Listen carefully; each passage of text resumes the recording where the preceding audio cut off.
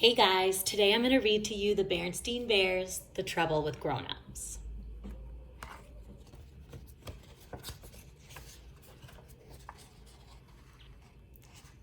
This is by Stan and Jan Berenstain.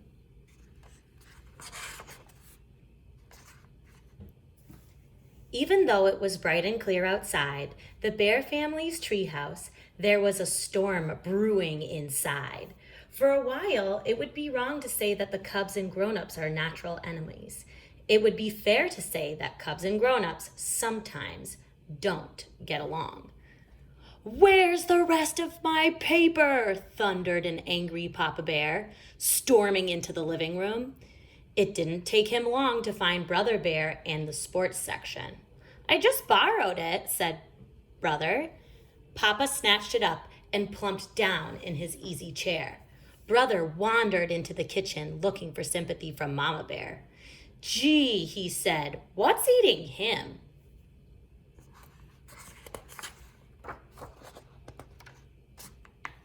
"Your father looks forward to his evening paper," said Mama, "and he has a perfect right to be annoyed when half of it is missing.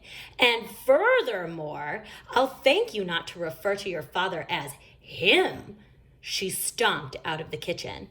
"Why not? He's a him, isn't he?" "Gosh," said Brother, "what's eating her?" What was eating Mama was Sister Bear. Sister had been on the phone with Lizzie Bruin for almost an hour. "But Mama," she protested when she was told to say goodbye. "Don't but Mama me," said Mama Bear. "This is not your private phone.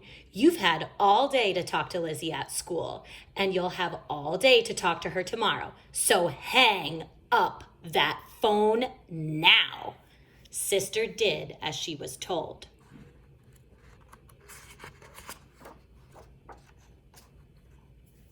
Later at dinner, Brother and Sister got into a little more trouble. "Peas and mashed potatoes again?" said Brother under his breath. "And what," Papa asked, "is wrong with peas and mashed potatoes?" Brother was about to answer that they'd had them 3 days in a row, but he thought better of it.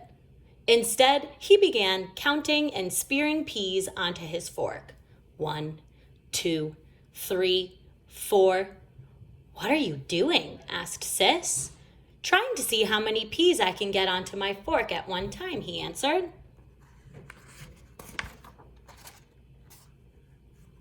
While Brother was counting peas, Sister was working on her mashed potatoes. She patted them into a little mountain, and then using her spoon, she pressed a cup in the top. "Pour it right there," she said when Mama offered her gravy.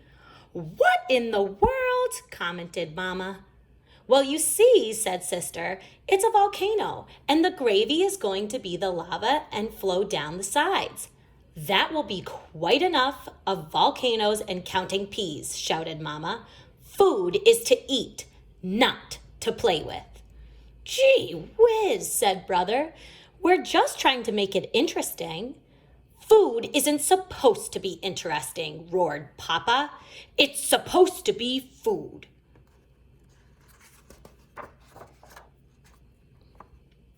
Brother and Sister went to bed that night and got up the next morning without much of a fuss.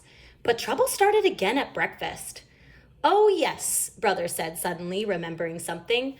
"We'll be getting the late bus home this afternoon because—" "Late bus?" interrupted Mama. "I was planning on visiting Gran after school." "But Mama," he protested, "we're staying late to plan for the Parents' Night talent show next Friday." "Parents' Night?" she said. "First I heard of it." "And Friday is my chess night with Farmer Ben," complained Papa. "Here's a notice I brought home," said Sis, digging into her bag. "I forgot to give it to you." "Me too," muttered Brother. "Why, this notice is a week old," said Mama. Forgot, roared Papa. "Why, you cubs would forget your heads if they weren't attached to your shoulders."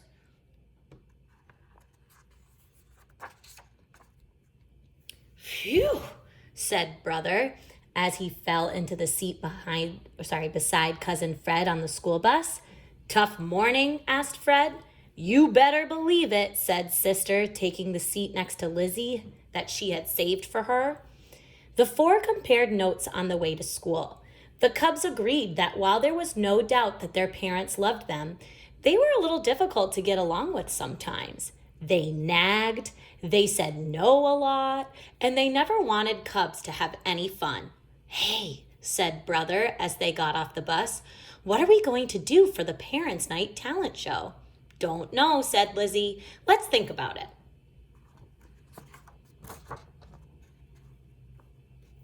That afternoon, the auditorium was filled with Cubs getting ready for the show. Babs Bruno was playing her violin, Queenie McBear was practicing pirouettes, Too Tall and his gang were working on a rap number, which Teacher Bob didn't look too happy about. Brother, Sis, Freddie, and Lizzie didn't have an idea yet. But as they searched their brains, Brother snapped his fingers and said, I've got it. Remember what we were talking about on the bus this morning? Sure, said Fred. We were saying how grown-ups can be a big pain. Well, said Brother, let's put on a play about that and call it The Trouble with Grown-Ups, shouted all the others. Sensational, said Sister, as they slapped hands, delighted with the idea of showing parents how hard it is being a cub.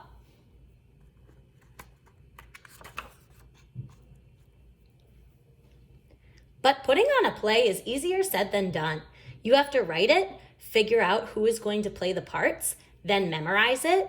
Then you have to worry about costumes and scenery. The Cubs did all that. It was hard, but it was fun, and they did it all in secret. Costumes for Fred and Lizzie were easy. They were going to be brother and sister, so they just borrowed their extra clothes. Getting costumes for brother and sister wasn't so simple because they would be playing their own mama and papa. They managed by letting Gran in on the secret. She was a wizard on the sewing machine, and she made them great-looking little mama and papa costumes. The four practiced their parts, and before they knew it, it was time for the big Parents' Night talent show.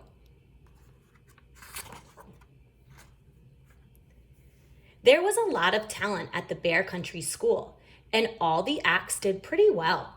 But it was Brother, Sister, Fred, and Lizzie's play that was the hit of the show. I'm Papa Bear, and I'm going to relax in my easy chair after a hard day and read my paper. Yipe!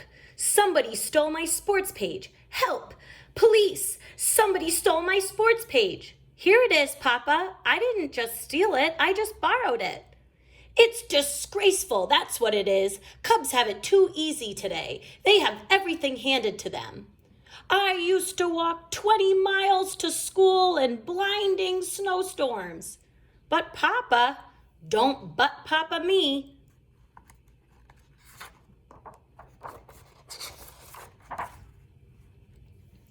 Hello? Hi, Lizzie. Sister Bear, get off that phone. I am expecting a very important call. Who from? Who from? Who from? How am I supposed to know who from?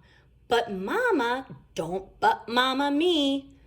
The audience of parents laughed and laughed when they saw how they seemed to their cubs. Mama laughed until tears rolled down her cheeks. Papa laughed too, but not as much as Mama.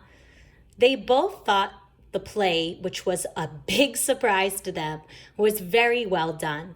They admitted that it helped them understand what it was like being a cub.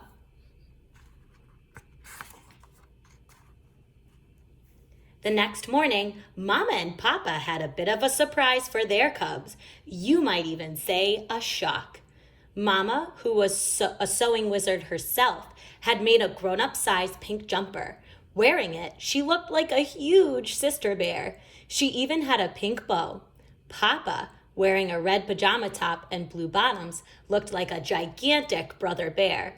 The cubs were confused. It's very simple, explained Mama. You helped us understand what it's like being cubs by pretending we're the cubs and you're the grown-ups. We're going to show you what it's like being parents. Before brother and sister could say a word, Mama and Papa began acting like cubs.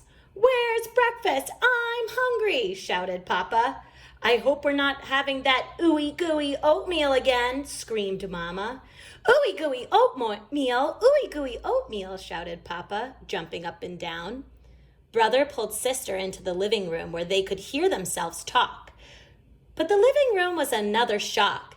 There were things all over the floor. Not toys, which they sometimes left lying about, but strange things like a vacuum cleaner, Mama's sewing basket, Papa's chainsaw, and his wrench set.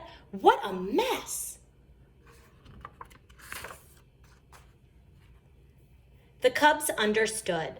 Mama and Papa were showing them what it was like having to pick up after them.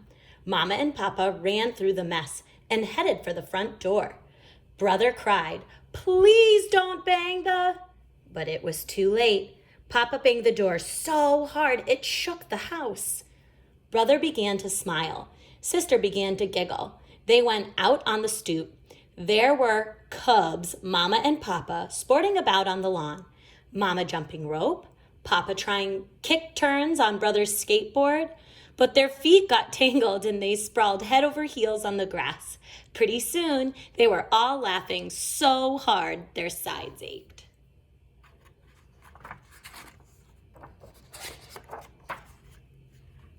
Later, when they were back to being themselves, Papa said, "I have a better idea how cubs feel now." Mama agreed. Brother and Sister admitted they had a better idea how parents felt too. "Boy," said Brother, "you two sure know how to act like cubs." "After all, we were cubs once ourselves," said Mama. "And here's a thought, you'll be grown up someday and each probably have cubs of your own." Brother and Sister thought about that for a moment. They looked at each other. Then they looked off into the distance and thought about it. It was something to think about. I hope you guys enjoyed the Berenstain Bears and the Trouble with Grown-Ups. See you guys next week.